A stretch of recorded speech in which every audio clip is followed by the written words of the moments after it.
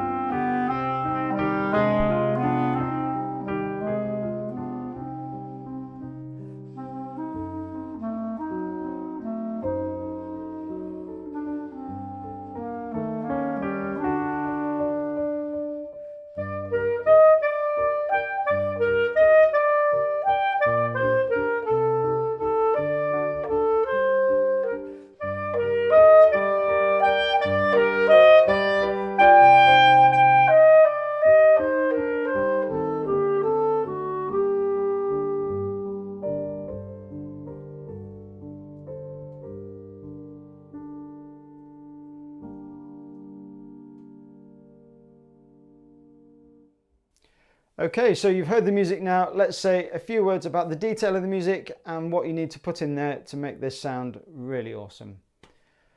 So I did mention at the start of the video a lovely arrangement by Alan Bullard. I've done this with a couple of pupils already and I have to say I think this is an absolutely superb piece for grade 3.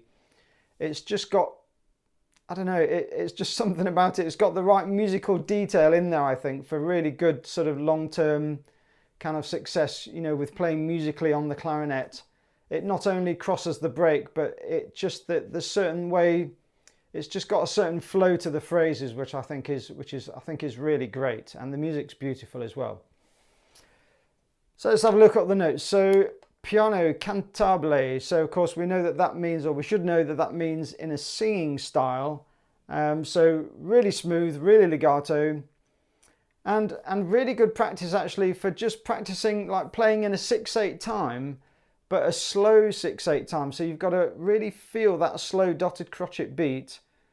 I think try to really think in that slow beat rather than playing it in 6. So perhaps if you're in the early stages, you might want to sort of kind of work it all out in 6. But I think just, you know, think of it as a slow dotted crotchet pulse.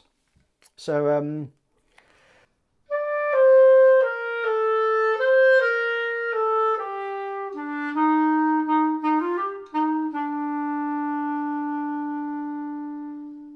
and already just in that opening phrase, you will have had to listen to the piano part carefully on the opening. So you've got what's essentially like a 4-bar introduction, and you kind of come in on the end of that 4 bars.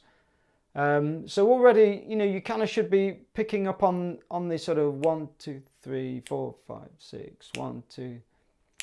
And then also when you've arrived there at bar 8, you know, you're just sitting there on your long note on your E. But be aware, you know, you can hear that 6/8 rhythm really clearly on the piano, just replying to what you've played basically. Okay, so now this next bit, I think this is where the magic is. You know, I think this is so good because you're going to have to learn not only to cross the break smoothly, but you've got to like really know what you're doing with these left and right little, you know, these left and right pinky keys. So you've got the A, B, a left hand C, and then you've got to find that D sharp, haven't you? So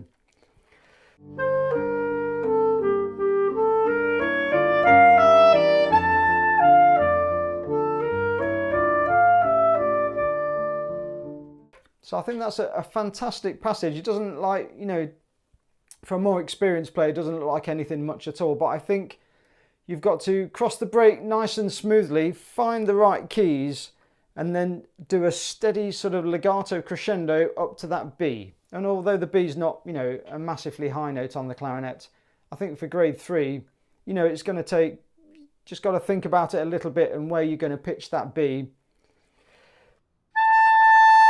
So you don't want to be flat on that note because you will, you know, you will really hear it. So, and then I think just tongue that B as well. Don't kind of just slur onto it. Tongue that B and it'll just help you get a bit of definition onto that note and give you something a bit more precise to aim for.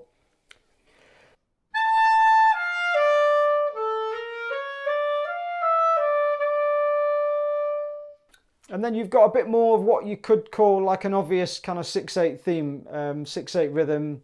So crotchet, quaver, crotchet, you know, that kind of thing.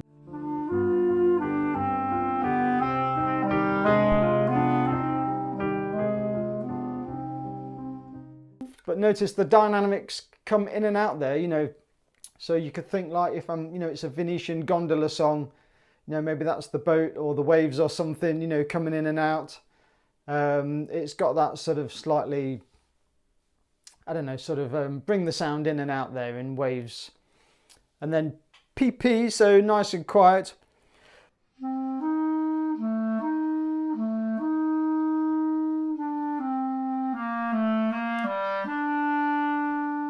Now, as soon as you hit that E, you're going to hear on the piano, so the piano misses off the first quaver and then you'll hear dum, dum, dum, dum, dum. So 1, 2, 1, 2, 3, and then you're in at 23. Now I like this actually because it's not quite legato and it's not quite staccato, it's a bit of both. So delicately tongued here on the quavers at 23.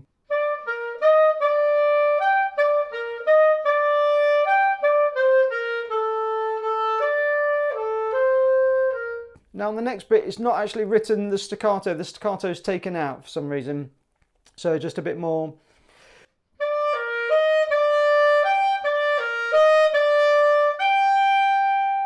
And then what's marked as like the loudest part in the piece, going up to that A for a forte.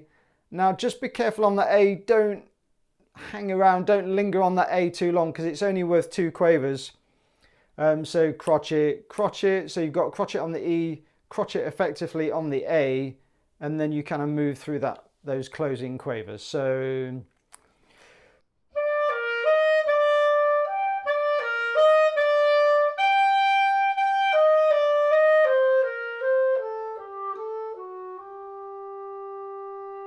and ideally, I think when you get to the end there on that A, you probably will need to dull that A down a little bit with some extra fingers. You might find you very sharp. So perhaps on bar 28, just think of that as 3 quavers and then crotchet, and then move on your closing quavers. And just be aware when you're playing this with the backing track, just be aware that the piano, so da da da da da da, those last 2 quavers of that bar 29 is where the piano comes in. So just be aware of that. So you can get slightly out with the piano there if you're not careful. So just to summarize, a fantastic piece, I think, this one, for just playing in a really musical way, playing very legato, finding the right keys over the break, and just using a steady up and down with the sound, you know, with the crescendo and the diminuendo. Being able to demonstrate a really clear pulse on the 6/8, but a slow 6/8, not easy to do, and just make that ending really beautiful. Super. Okay, so have a go at the accompaniment yourself now. And of course, if you did, you know, if you have watched the tutorial and you've enjoyed the video, do support the channel by clicking that like button and letting me know in the comments section how you're getting on with grade 3 or how you're getting on with this piece. If you're playing this for grade 3, then the best of luck, of course. I hope you get a super mark for grade 3. So have a go at playing with the accompaniment yourself now and see if you can get it really in time. But I'll see you on the next video. Bye.